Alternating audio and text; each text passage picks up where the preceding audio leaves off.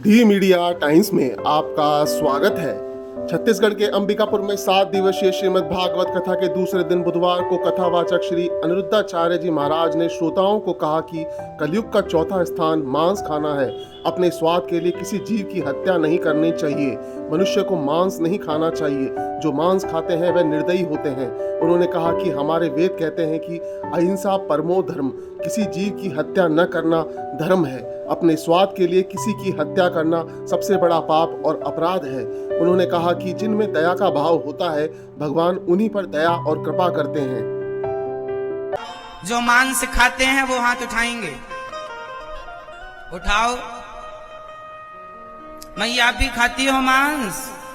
क्या पसंद करती हो? मुर्गा, मुर्गी, मछली, बकरा, भैंसा या आदमी? किसका खाती हो? आदमियों का खाती हो या बकरे का ही या मुर्गी? बोलो मेरी माँ। बकरा बकरी खाती हो मतलब? हा? केवल बकरा बकरी। आदमी खाए कभी आज तक? नहीं आदमी, इसलिए जनसंख्या ठीक ठाक चल रही है। हाँ?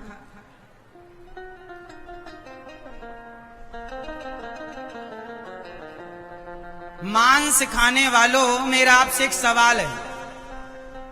बताइए, क्या आप में से कोई मरी हुई मछली या मरे हुए बकरे को या मरी हुई मुर्गी को आप में से कोई जीवित कर सकता है? उत्तर नहीं। जब आप मरे हुए को जीवित नहीं कर सकते तो जीवित को मारने का अधिकार आपको किसने दे दिया है? क्यों ये इतना बड़ा पाप कर रहे हैं? किसी की हत्या करना अपने स्वाद के लिए, इससे बड़ा कोई पाप नहीं है मेरी माँ। हमारे वेद कहते हैं अहिंसा ही परमो धर्मः। अहिंसा, किसी की हत्या करना पाप है और किसी की हत्या ना करना यही धर्म है। तो आप किसी की हत्या क्यों कर रहे हैं? क्या लाभ है आपको? जरा सा स्वाद के लिए आप किसी की हत्या कर देते हैं। आप अपना पेट भरने के लिए। क्या दाल चावल सब्जी रोटी 56 भोग नहीं दिया विधाता ने हमें खाने को? दिया है तो खाओ। क्या जरूरत है आपको मांस खाने की? आप अपने स्वाद के लिए बताइए किसी की हत्या कर दे रहे हैं। आप निर्दयी हो गए हैं। जिसके अंदर दया होती है ना, वो एक चींटी की भी हत्या नहीं करता। मैया आप निर्दयी हो गई हो लगता है, इसलिए आप मार डालती हो। अब कुछ लोग कहते हैं महाराज जी हम तो मारते नहीं हैं, मरा मराया ले आते हैं, पका के खा लेते हैं। अरे आप भले ना मारो, पर मरा तो आपके लिए ही है।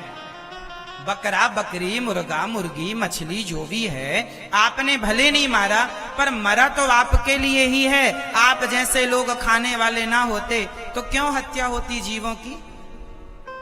इसलिए कभी भी हमें मांस का भक्षण नहीं करना चाहिए।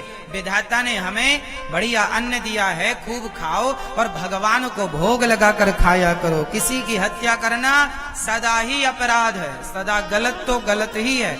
जो गलत है वो कल भी गलत था, आज भी गलत है, कल भी गलत ही रहेगा। सतयुग में भी गलत था, त्रेता में भी गलत, द्वापर में भी गलत, कलयुग में भी गलत ही है। तो मांस नहीं खाएंगे तो कितने लोग आज से मांस नहीं खाएंगे? जो खाते थे उनमें से हाथ उठा के बताओ कि अब नहीं खाएंगे। जो नहीं खाएंगे वो हाथ उठाएंगे। कुछ ही खाने में तो ज्यादा लोग उठाए थे, नहीं खाने में कम उठा रहे हैं। इसका मतलब आप नहीं छोड़ रहे हैं या नहीं छोड़ना चाहते। देखो, आप तो कुछ भी खाइए, हमें क्या? हमारे पैसे का तो खाते नहीं हैं आप, अपनी मेहनत की कमाई का खाते हैं। पर मेरी इंसानियत के नाते आपको सलाह है कि किसी जीव की हत्या ना करो। जब आप किसी मछली को मारते हैं ना, बेचारी पानी से निकलती है, कितना तड़पती है। मुर्गी के आपकी उंगली में जरा सी रोटी की भाप ही लग जाए तो कितना जल जाता है। और आप मुर्गी के पंख नोच डालते हैं, मशीन में डालते हैं, मर जाती है। क्या ये पाप नहीं है? क्यों ये पाप कर रहे हैं? क्या इस पाप का दंड आपको नहीं मिलेगा? क्यों आप लोग किसी की हत्या का पाप अपने माथे ले रहे हैं? कई लोग कहते हैं महाराज जी चावल गेहूं में भी तो जीव होता है, जान होती है, तो चाहे मुर्गी खाओ या गेहूं चावल खाओ, बात तो एक ही है। हमने कहा नहीं, एक ही बात कैसे हो सकती है। आप गेहूं चावल खाते हैं तो गेहूं चावल चीखता नहीं है, चिल्लाता नहीं है, उसके अंदर से खून नहीं निकलता, उसके अंदर हड्डियां मांस नहीं होती। पर आप मुर्गी को छेड़ें, मछली को छेड़ें, वो चीखती है, चिल्लाती है, तड़पती है, रोती है। मुर्गी की आंखों में भी आंसू आते हैं, आपने कभी देखे? हाँ या ना?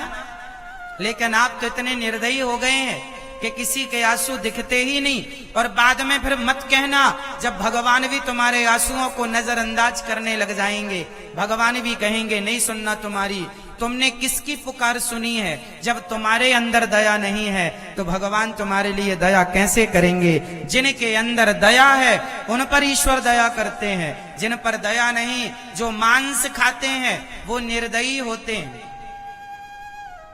वो निर्दयी हैं। उनके अंदर दया होती। आप मेरे से कहो कि अनिरुद्धाचार्य जी आप मछली को मार डालो, आप मुर्गी को मार डालो, आप मेरे से कहिए, मेरे से तो नहीं मारी जाएगी मुर्गी। इसलिए किसी जीव की हत्या करना ठीक नहीं।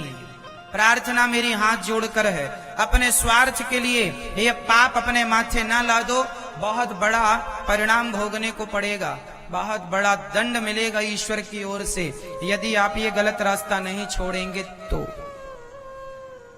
कौन कौन नहीं खाएगा और नहीं खाते? सब लोग हाथ उठा के बताइए। जो नहीं खाते मांस वो हाथ उठाइए। आगे से नहीं खाएंगे वो भी हाथ उठाएंगे। और सदा जो खाओगे पहले ठाकुर जी का भोग लगाओगे, तुम ही निवेदित भोजन करेंगे। सब कुछ पहले ठाकुर जी का भोग लगाएंगे, दाल चावल वही खाएंगे जो खाने लायक है।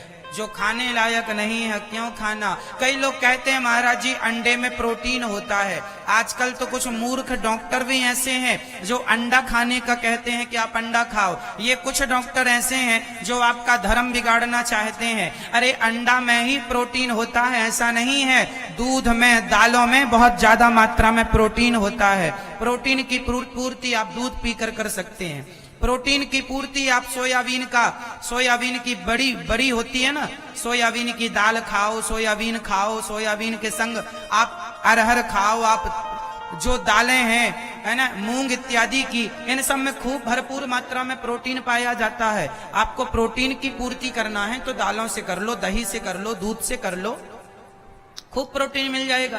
क्या जरूरत है कि अंडा ही हम खा के प्रोटीन की पूर्ति करें? क्या जरूरत है कि मछली खाकर ही हम प्रोटीन की पूर्ति करें? ना जी, बहुत औषधियों में भी प्रोटीन होता है, बहुत सारी जड़ी बूटियों में प्रोटीन होता है।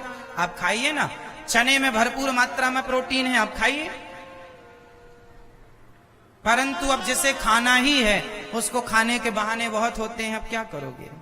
चलिए, कलयुग का चौथा स्थान मांस ही है।